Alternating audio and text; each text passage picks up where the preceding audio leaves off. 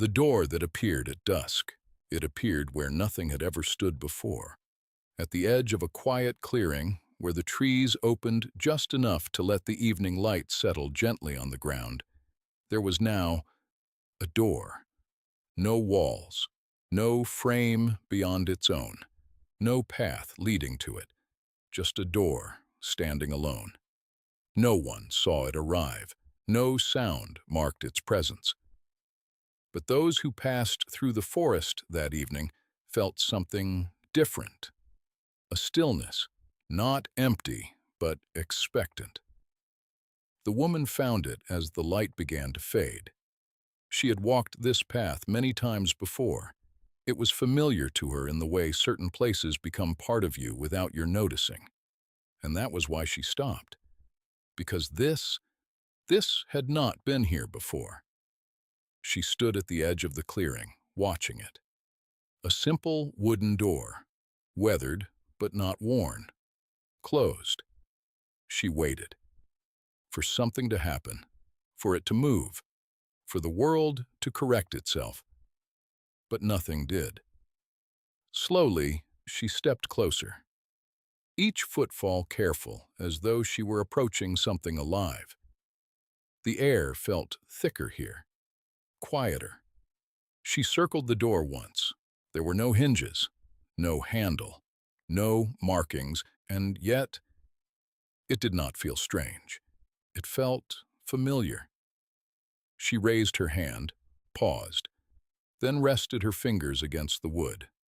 It was warm, not like the warmth of sunlit timber, but something deeper. Something remembered. She closed her eyes, and for a moment, the world shifted. The forest faded. The air changed, and in its place came something else. The scent of rain, the sound of distant voices, a warmth that did not belong to the evening. She stood somewhere else, not in body, but in feeling, a memory. Not one she could fully see, not one she could name, but one she had once lived. Her breath caught, and just as quickly, it was gone. The forest returned. The clearing stood silent. The door remained. She stepped back slowly, her hand lowering to her side.